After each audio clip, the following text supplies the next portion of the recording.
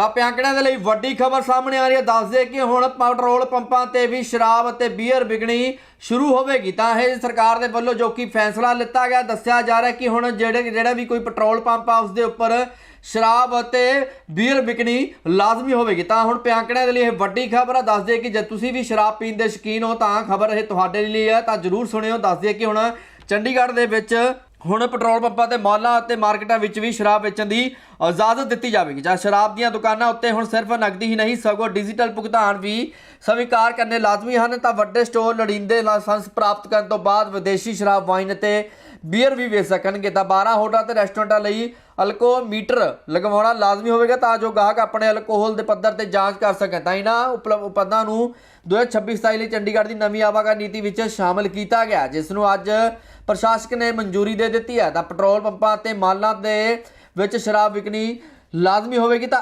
L2D licence ਸ਼੍ਰੇਣੀ ਪੇਸ਼ ਕੀਤੀ ਗਈ ਹੈ।